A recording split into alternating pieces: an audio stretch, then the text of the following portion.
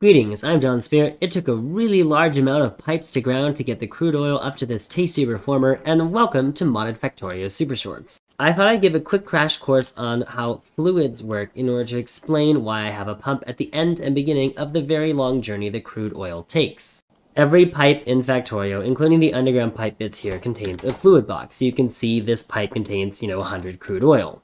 If two fluid boxes are adjacent, the relative fullness of each fluid box determines the rate of flow between the two fluid boxes. So if this fluid box had 100 crude oil and this fluid box had 0, there would be a very high rate of flow, compared to if this had 52 and this had 50.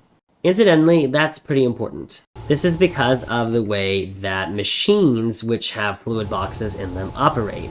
This small oil derrick produces 100 oil every second. That means it suddenly has 100 oil in its fluid box, and it does its best to dump it all out into the adjacent fluid box as fast as possible. So if there was a single pipe here, it would suddenly fill with 100.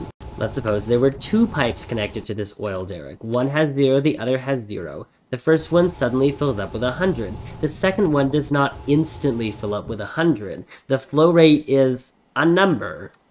And I believe the number is 100 per tick at max. However, the pipe after it has to update as well, and then so does the pipe afterwards and the pipe afterwards, and slowly as you increase in the number of pipes, the flow rate drops off. Typically things balance out really well, but for a very long pipe system, the balancing can become very slow. This is where pumps come in. In this case, I think the pump operates basically the same way that the small oil derrick does. It'll dump as much fluid into the system as it possibly can at the very beginning of the system's movement. So it'll fill this with 100, which will maximize the flow rate into the next pipe, which will maximize the flow rate into the pipe after that, and so on and so forth.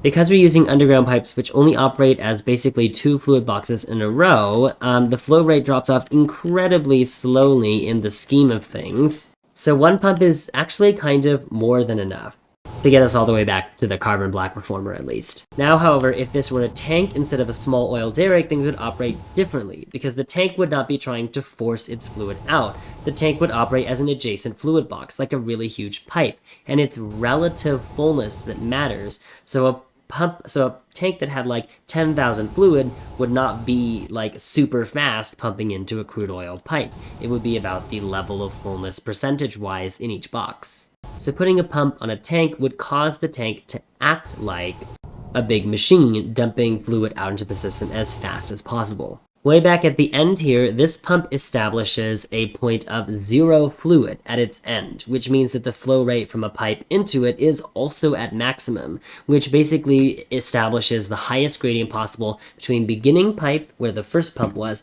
and final pipe, where the last pump was. Now, the middle section of the fluid system is the place where this flow rate can drop off, but it's not going to be relevant for our purposes, I think, because first of all, I don't really need that much crude oil per second.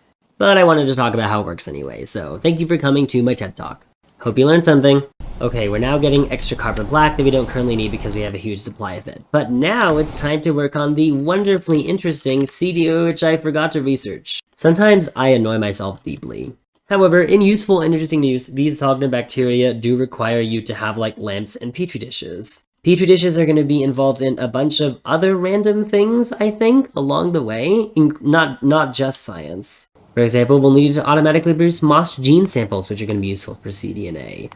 And of course, wherever Zogna bacteria needs to be produced, although I might have centralized Zogna, we'll see. Point is, might as well put it on the bus.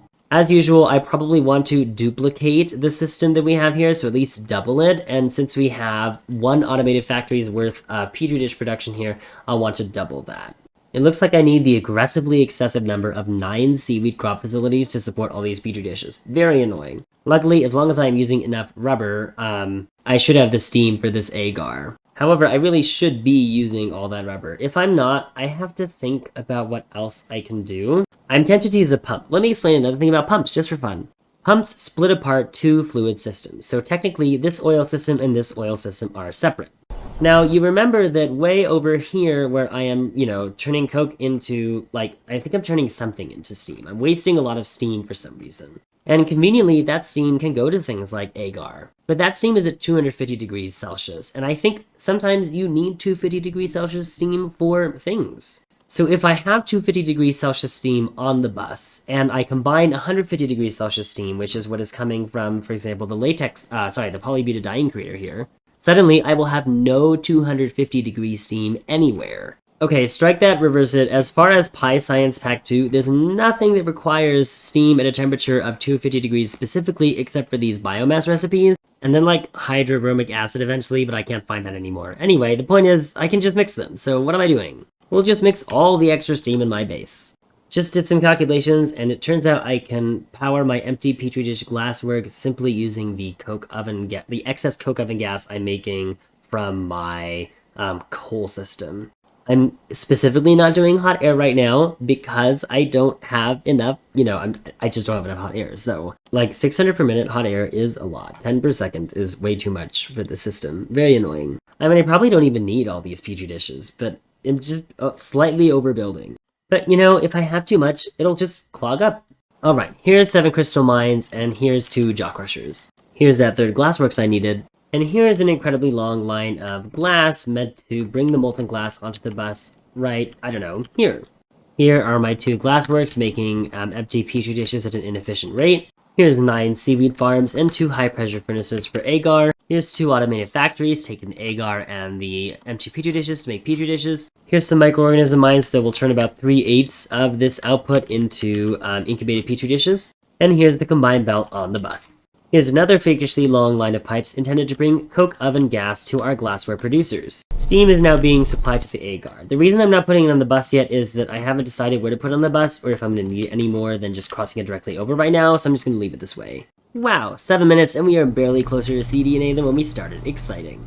We still need to get circuits on the bus, for heaven's sake, although that is something that we will definitely not do right now. We will just plug the simple circuits in. But I think we can get laboratory instruments done today at least. Oh no, they required small parts. Maybe I do need to put that shit on the bus. At least it's right here at easy access. I also need these optical sets, which require boron trioxide. Boron trioxide is an interesting doozy, which requires coke and boric acid, which requires diboron and water, which requires hydrogen. How exciting, we happen to have hydrogen already, but also a 10 megawatt electrolyzer. Oof.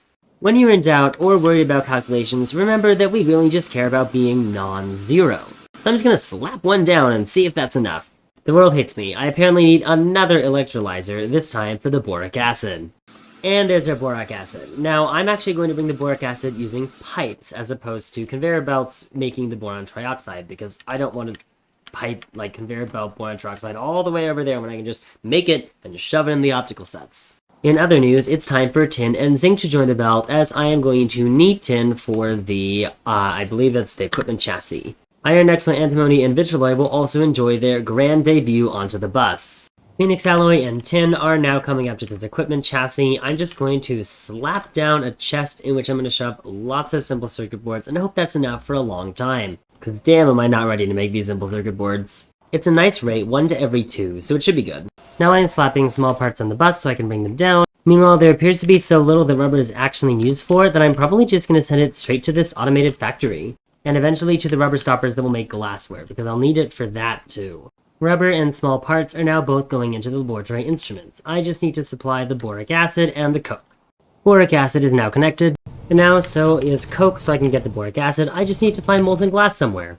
Here comes the optical sets, and then right afterwards we get our laboratory instruments at last. Here we go, how exciting! Now, what are we supposed to use these for? We're only at 9 minutes, so I bet you I might be able to try and use them for, okay. There's a lot of stuff involved here, oh my god. Totally missed the fact that I need rock cocoons. The system we have that's making rocks, if I force the building count to 9 and 5, makes a little bit of extra rock cocoons, but requires a little more rocks than I'm providing it with. However, the total extra output is a grand total of 1 rock cocoon per minute, which means I'll want 1 vector virus every 4 minutes, which is 1 cDNA every 4 minutes. Which is, in my opinion, kind of bad. But it's like, what can you do when you make it this excessively compact? I need 9 cDNA to start ralesias. That's 36 minutes if I'm going at this rate of, 1 cDNA every 4 minutes. I need another 6 cDNA to get a WOGS running. And cotton guts are sort of crazy, requiring a strange breeding program, but they are far enough away that maybe I don't need to worry that much. Maybe 1 every 4 minutes is fine. I think because of my limited time, I'll finish up this episode by making Zogna bacteria. The lamp is the only real issue here, but it's not too much microcrafting. I just need to make sure iron, copper, and glass are delivered to the lamp maker. I can get glass and lead from this convenient glass and lead belt. Because I have convenient access to just a Petri dish belt right here, I'm going to put down a splitter to get the Petri dishes and stick them on my Zogna factory. Right here, lamps can get pulled onto the other side of this extra Petri dish belt. Okay, biofactory was not the thing I needed to make. It was this incubator. I realized that in order to not be a silly goose, I can just dump lamps directly into this from the lamp maker instead of putting them on the Petri dish belt. How silly of me. Truly the silliest of gooses. Okay, iron, copper, glass, and wood are now all on this belt area, so I simply need to provide power and power and power. I should probably add steel to the belt soon as well, because I need these bio containers in order to make the bio samples for cDNA. Like, this is just, if it's not going to give me any containers back, this is just going to be a whole thing, people. But at least I'm basically ready for it, question mark, question mark, question mark, except I don't have basic substrates yet, so I have to put that on the belt too, and at that point I'll basically have everything I need for, PyScience 1, which actually is pretty great, honestly. For now, however, that's it for today's episode. As always, if you have any feedback, I'd love to hear it. I hope you enjoyed!